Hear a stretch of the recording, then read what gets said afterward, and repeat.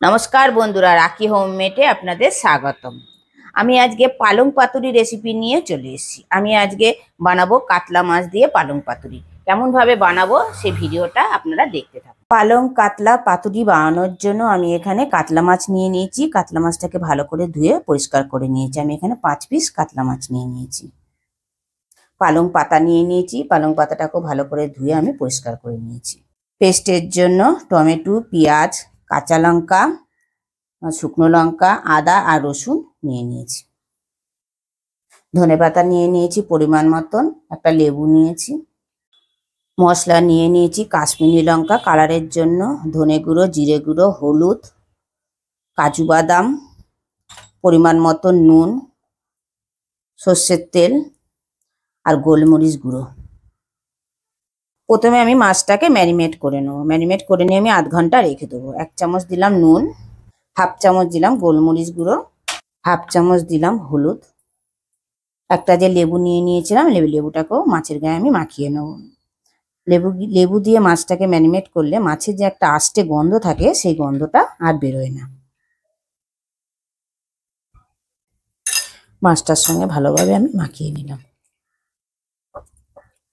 এবার রান্নাটা করার জন্য গ্যাসটা জ্বালিয়ে দিয়ে কড়াটা বসিয়ে দিলাম। কড়াইতে আমি পরিমাণ মতো সর্ষের তেল দিলাম। তেলটা গরম হয়ে গেছে। প্রথমে আমি রসুনগুলো দিয়ে দিলাম, তারপরে আদা দিলাম। রসুন আর আদাটা আমি হালকা করে ভাজবো। রসুন আর আদাটা আমি হালকা করে ভেজে নিলাম। এবারে যে আমি একটা পেঁয়াজ কেটে রেখে দিয়েছিলাম, পেঁয়াজটা দিয়ে দিলাম। পেঁয়াজটাও আমি ভেজে নেব। দুটো টমেটো কেটে রেখে দিয়েছিলাম, টমেটোটাও দিয়ে দিলাম। দুটো শুকনো লঙ্কা দিলাম, দুটো কাঁচা লঙ্কা দিলাম। ঝালটা আপনারা নিজেদের মতন দেবেন, যে যেরকম ঝাল খাবেন সে অনুযায়ী দেবেন। কিছুটা করে দিলাম কাজু বাদাম দিলাম। আর সমস্ত কিছু একসঙ্গে আমি ভেজে নেব। ভেজে নিয়ে আমি ঠান্ডা করে নিয়ে আমি একটা মিহি পেস্ট বানিয়ে নেব।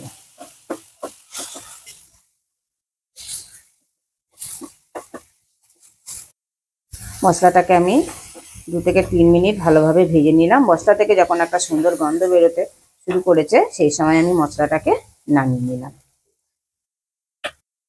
মশলাটা নামিয়ে আমি একটা পাত্রের মধ্যে ঢেলে নিলাম। এবার এটাকে আমি ঠান্ডা করে নিয়ে আমি একটা মিহি পেস্ট বানিয়ে নেব। মশলাটা ঠান্ডা হয়ে গেছে। এবার এই মশলাগুলোর মধ্যে দিলাম 1 চামচ জিরে গুঁড়ো, 1 চামচ ধনে গুঁড়ো, হাফ চামচ হলুদ আর 1 চামচ কাশ্মীরি লঙ্কা কালারের জন্য। সব কিছু দিয়ে আমি এটা একটা মিহি পেস্ট বানাবো। এবার ওই একই কড়ার মধ্যে আমি পরিমাণ মতো সর্ষের তেল দিলাম। এবার আমি ম্যারিনেট করা মাছটাকে আমি হালকা করে ভেজে নেব। তেলটা গরম হয়ে গেছে। আমি এক এক করে মাছগুলোকে এবারে দিয়ে দিলাম।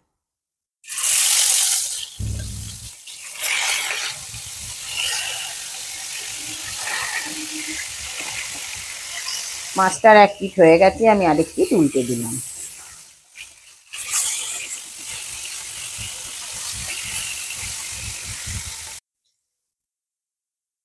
মাছটা ভাজা হয়ে গেছে, আমি তুলে নিলাম। মাছটা ঠিক এইরকম ভাবেই আমি ভেজে নেব। হালকা করে মাছটা আমি ভেজে নিলাম।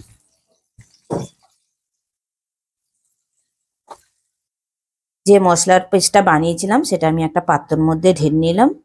এবারে তার মধ্যে আমি 1 চামচ নুন দিলাম, কিছুটা পরিমাণ সর্ষের তেল দিলাম, ধনেপাতা কেটে রেখে দিয়েছিলাম ধনেপাতাটা দিয়ে দিলাম। এবার সমস্ত কিছু দিয়ে আমি মাখিয়ে নেব। এবার আমি মাছগুলোকেও দিয়ে দিলাম, ভেজে রাখা মাছগুলোকেও দিয়ে দিলাম।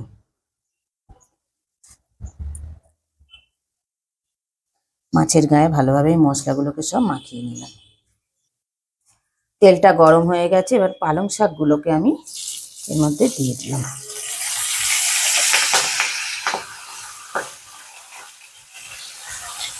একদম গদির মতন বানিয়ে নেব পালং পাতাগুলোকে দিয়ে। এবার পালং পাতার উপরে মশলা মাখানো মাছগুলোকে আমি সমস্ত দিয়ে দিলাম। সমস্ত মাছ আমি দিয়ে দেবো। ওপর দিয়ে আবার একটু সর্ষের তেল দিয়ে দিলাম, কাঁচা সর্ষের তেল দিয়ে 3টে কাঁচা লঙ্কা দিয়ে দিলাম ফ্লেভারের জন্য। এবারে আবারও আমি পালং পাতা দিয়ে আমি ঢেকে দিলাম। গ্যাসটা লো টু মিডিয়ামে করে দিয়ে 10 মিনিটের জন্য ঢেকে দিলাম। 10 মিনিট পর ঢাকাটা খুলে দিলাম। পালং কাতলা পাতুরিটা আমার অলমোস্ট কমপ্লিট। গ্যাসটা অফ করে দিলাম। আরও 5 মিনিট আমি স্ট্যান্ডিং টাইমে রাখার পর পরিবেশন করব।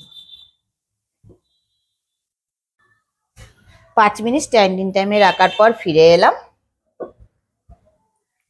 দেখুন পালং কাতলা পাতুরিটা আমার পরিবেশনের জন্য কমপ্লিট। যখন ওপর দিয়ে পাতাটা পালং শাকের পাতাটা তখন যদি দেখেন যে কালো হয়ে গেছে, তাহলে ভাববেন পাতুরিটা আমার অলমোস্ট কমপ্লিট হয়ে গেছে।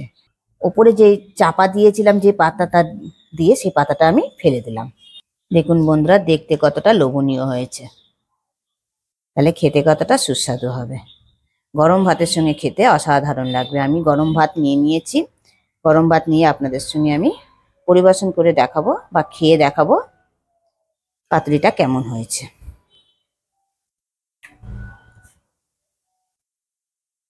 এই যে পালং পাতাটা, নিচের পালং যে পাতাটা ছিল সেই পাতাটা।